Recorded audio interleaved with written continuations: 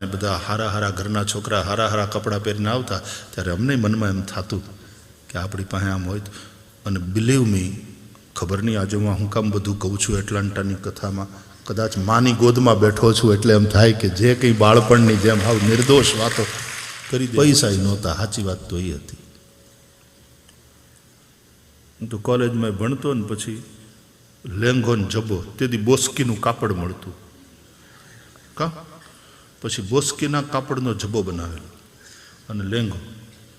એટલે પછી સ્કૂલમાં તો પેલા 11મા સુધી અમારે SSC સ્કૂલ ચાલતી, ત્યાં તો પેલો સ્કૂલ ડ્રેસ હોય જ એટલે કોઈ સવાલ નહીં.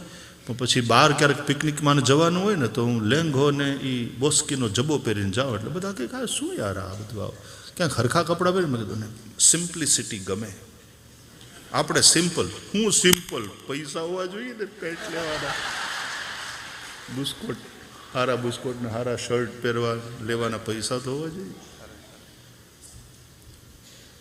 પણ આપણે પછી કાંઈક તો નાટક કરવું પડે ને. ગરીબીમાં ગરીબોએ ઘણા નાટક કરવા પડતા હોય છે બાપ, બહુ નાટક કરવા પડે. અને એ ગરીબીની વચ્ચે રહીને તે પોતાની એક અસ્મિતાને ટકાવી રાખવી. હા, બિચારા બનીને નહીં રહેવાનું, પોતાની એક અસ્મિતા સાથે રહેવાની વાત એ હતું. ઘરમાં હાંડલા કુસ્તી કરતા હતા તેથી કોઈની પાસે નથી માગ્યું. એ અસ્મિતાથી જીવ્યા અને એ પાઠશાળામાં જીવ્યા હતા. ત્યાંથી ગુરુજીએ પણ એ સંસ્કાર આપ્યા તે હજી ભગવાનની દયાથી હજી ટીક્યા છે. અને હવે તો ઠાકોરજી મારો વાલો એવો દયાળુ છે કે વગર માગે બધા ઢગલ્યા થાય છે.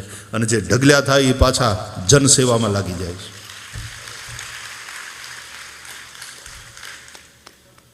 પૈસાથી નફરત નથી ને પૈસાની આસક્તિ નથી. સદુપયોગ થાય, આવે, વપરાય હારે માર્ગે જનકલ્યાણના કાર્યો.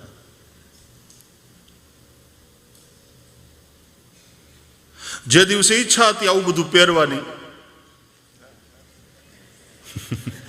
ત્યારે પૈસા નહોતા. હવે છે તો હવે ઈચ્છા જ નથી રહી કે આ બહુ સારા છે, ખાદી બાદીના જે સફેદ છે આ બધું બહુ સરસ. હું પહેલી વાર અહીંયા ઇંગ્લેન્ડ ગયો ને તો ઓલા બધા મને કહે, એ વખતે તો વજુભાઈ ટાઈટ બહુ પડતી ત્યારે, હવે તો તમારે ઇંગ્લેન્ડમાં ખબર નહીં ઠંડી બહુ ઓછી થઈ ગઈ. મને યાદ છે પહેલાં સપ્ટેમ્બરમાં આવ્યો હતો હું,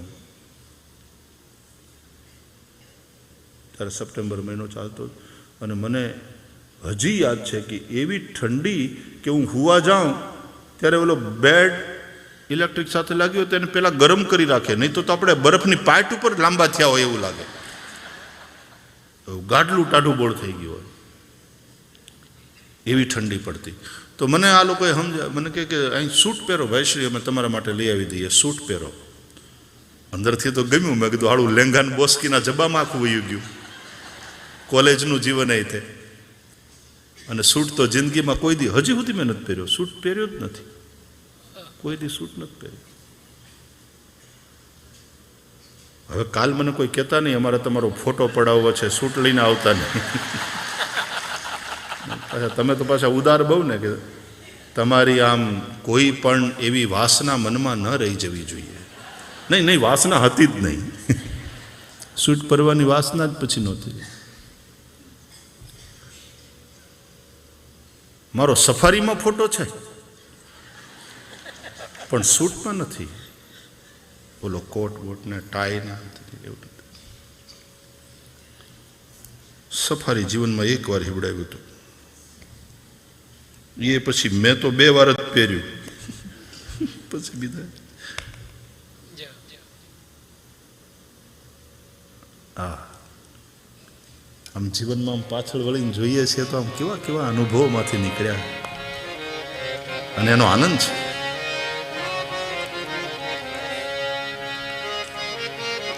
તો મને કહે ભાઈ શ્રી અહીં બહુ ઠંડી પડે, અમે તમારા માટે સૂટ લઈ આવી દઈએ, તમે સૂટ પહેરો. પછી એણે એક મહાપુરુષનું નામ આપ્યું કે એ પણ આવે છે ત્યારે અહીંયા સૂટ પહેરે છે અને પ્રવચન કરે. પૂજ્ય દાદા પાંડુરંગ દાદા. તો મને કે તમે સૂટ પહેરો. એટલે મેં કીધું ના ભાઈ આ બરાબર છે મારે આ ખાદીનું. તો કે અરે ટાયર્ડ ના ઠૂઠવાઈ જશો, શરદી બરદી અંદર ગળી ગઈ તો કથા નહીં થાય, તમે પહેરો. બહુ કીધું પણ મેં કીધું ના આ બરાબર છે. મને કે તમને વાંધો શું છે? મેં કીધું વાંધો એ છે કે અમારે ત્યાં દાદાની વાત, અને એ તો ત્યાં અમારે સ્વાધ્યાય પરિવાર એટલે એકદમ શિસ્તમાં, અને હું પણ તત્વજ્યોતિમાં ભણ્યો છું એટલે ત્યાં તો એકદમ વેલ ડિસિપ્લિન બધું ક્રાઉડ હોય એકદમ. મેં કીધું આમાં સૂટ તમે મને પહેરાવશો ને તો હું જ્યારે આવીશ ને ત્યારે મને ધક્કા મારશે લોકો કે એક બાજુ હટો, હમણાં ભાઈશ્રી આવશે, આમ સાઈડમાં. એટલે આ તમારી બિરાદરીમાં હું ખપી જાય એના બદલે આમાં રહેવા દો તો એ આવ્યા એમ થાય જોઈને, એટલે આપણા માટે રસ્તો થાય. મેં કીધું મને એવું લાગશે ટાયર્ડ, જો ઠંડી વધારે મને લાગી ને તો હું ગરમ શાલ તમે એક વધારાની એક્સ્ટ્રા રાખો, એ ઓઢીને મને મોજા પહેરવામાં વાંધો નથી, મોજા પહેરી લઈશ, એક વધારાની એક્સ્ટ્રા શાલ રાખો, એવું લાગશે તો હું માગીશ તો તમે મને ઓઢાડી દેજો, લપેટી દેજો, બાકી આ સારું છે, બહુ સારું. અને હું ખોટું નથી બોલતો. જ્યારે કોલેજમાં ફર્સ્ટ યરમાં સેકન્ડ યરમાં ભણતા અને બધા હારા ઘરના છોકરા હારા કપડાં પહેરીને આવતા, ત્યારે અમને મનમાં એમ થતું કે આપણી પાસે આમ હોય.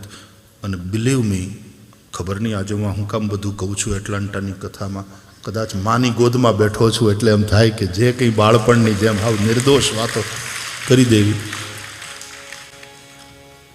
મોટા ઓલા રેડીમેડ ગાર્મેન્ટ્સના સ્ટોર હોય ને મુંબઈમાં, પછી એની અંદર ઓલા કાચના શોકેસમાં ત્યાં શર્ટના ને આમ તેને બધા ઓલા મૂક્યા હોય, એમાં કિંમત લખી હોય, એટલે મિનિટો સુધી ઘણી વાર ત્યાં ઊભા 155નું થાય. આપણી પાસે 155 ક્યાંથી આવે? એ જોઈને 15 મિનિટ એમાં જતી.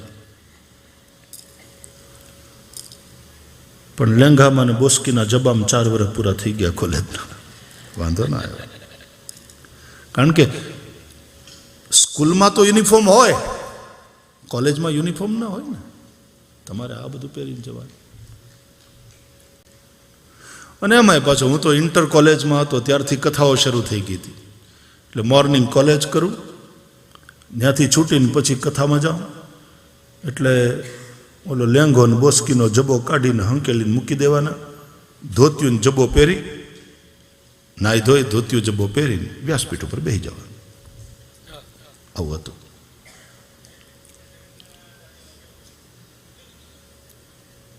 આખી જીવનની યાત્રાનો આનંદ છે. કોઈ ગિલા નહીં, કોઈ શિકવા નહીં. એક ટબુડી દૂધમાં મારી માં આખું ઘર હલાવતી.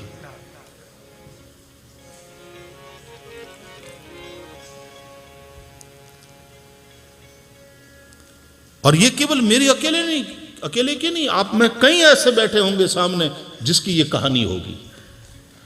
અને એવા અભાવમાંથી અત્યારે તમે અમેરિકામાં ક્યાં ને ક્યાં પહોંચ્યા, એની જ મજા છે ને. એ સફળતાનો આનંદ હોય કે સાવ શૂન્યમાંથી સર્જન કર્યું હોય. ધીરુભાઈ અંબાણી પરિવાર એ રીતે જરા જોડાયેલો છે એટલે, અને આમે એની કહાની તો સર્વવિદિત છે. સાવ શૂન્યમાંથી કેવું સર્જન, ક્યાં પહોંચાડ્યું. જુનાગઢની અંદર ભણતા ત્યારે ધીરુભાઈ જુનાગઢના મેળામાં ગાંઠિયા વેચવા જતા વિદ્યાર્થી અવસ્થામાં, એમાંથી 2 રૂપિયા ઊભા કરતા, અને પોતે માસ્તરના છોકરા, શિક્ષકના પુત્ર.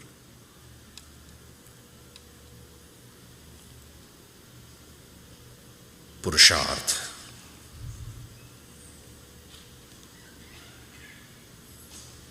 गरीबी या संसाधन का अभाव किसी भी प्रतिभा को आगे बढ़ने से रोक नहीं सकता.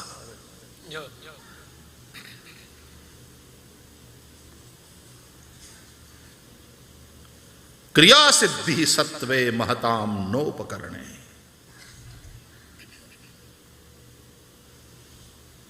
આવી જે પ્રતિભાઓ છે એની ક્રિયા સિદ્ધિ, એની સત્વશીલ, એના આત્મવિશ્વાસમાં, એની શક્તિમાં છે. ઉપકરણોને, સાધનોને, સંસાધનોને આધીન નથી હોતી કે મારી પાસે આ હોત તો મેં આમ કરી દેખાડ્યું હોત, પણ અમારી પાસે રૂપિયા નથી, અમારી પાસે તો આમે નથી. ઘણા તો રડતા જ હોય છે, ઘણા ગરીબ રડતા હોય ને આ રીતે. એટલે મને એમ થાય કે આ હંમેશા ગરીબ રહેશે, આ ગરીબ જ રહેવાનો, કારણ કે એના સ્વભાવમાં ગરીબી લખાયેલી છે. બાકી ગરીબ તરીકે તમે જન્મી શકો એ તમારા ભાગ્યની વાત છે, પણ ગરીબ તરીકે મરવું કે ન મરવું એ તમારા હાથની વાત છે. ભલે ને ગરીબના ઘરમાં જન્મ્યા હોય, પણ તમે અબજોપતિ થઈને મરી શકો, તમારે હાથ કી બાત હૈ. પણ રોતલ અમારી પાસે આ નથી, અમારી પાસે આમ નથી, અમારી પાસે આમ નથી, અમને આ આપો ને અમને આપો, ગરીબ હી રહેગા. હા, આપણે ત્યાં અમુક બ્રાહ્મણો, સાધુ, સંતો, ભક્તો એને સ્વીકારેલી ગરીબી હોય છે, અને એ સ્વીકારેલી ગરીબી એની એક જાતની શ્રીમંતાઈ છે. એને જોતું નથી આના કરતા વધારે. સાईं इतना दीजिए जामे कुटुंब समाए, मैं भी भूखा ना रहूं और साधु न भूखा जाए, साईं इतना दीजिए. કે તમે બધા એવા પ્રેમી કે એને ખબર કે આમને બાજરાનો રોટલો ગમે છે ભાઈશ્રીને, તો ગમે ત્યાંથી બાજરાનો લોટ મગાવી રાખ્યો, રોટલો બનાવ્યો, અડદની દાળ કરી.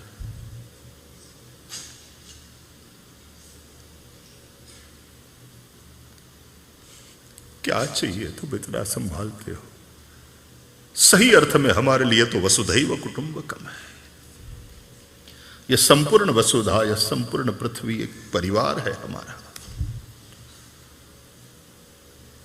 ने भगवाने એટલું બધું મોટું કુટુંબ આપ્યું છે, એટલો બધો મોટો પરિવાર આપ્યો.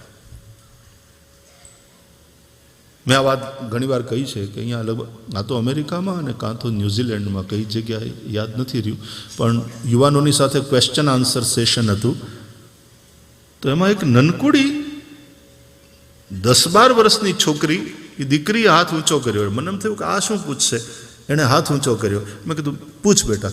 તો મને કહે કે ભાઈ શ્રી, તમે તો બહાર રહેતા હો છો, તો પછી don't you miss your family? આવું એણે પૂછ્યું.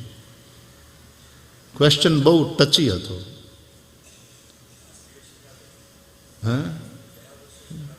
હે ને, એના કરતાં આ જૂની વાત છે. ત્યાં મેં યાદ કર્યું હતું, આ યાદ કર્યું હતું.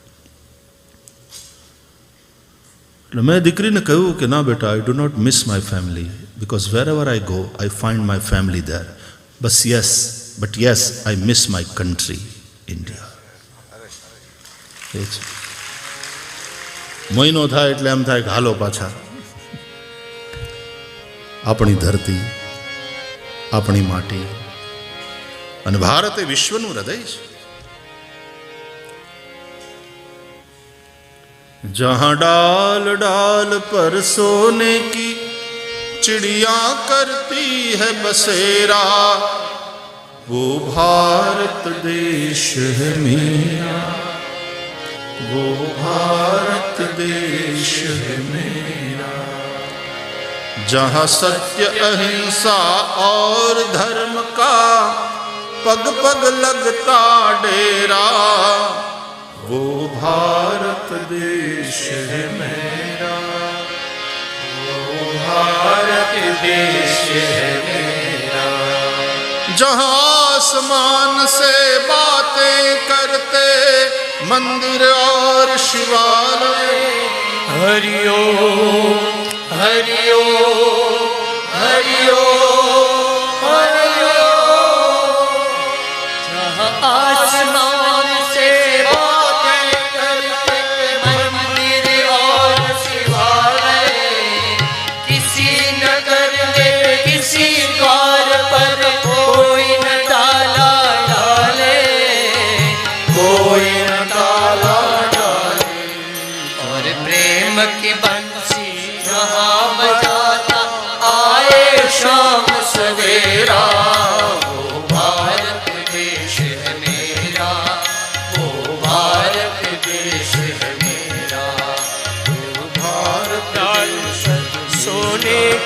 चिड़िया करती है बसेरा, वो भारत देश है मेरा, वो भारत देश है मेरा।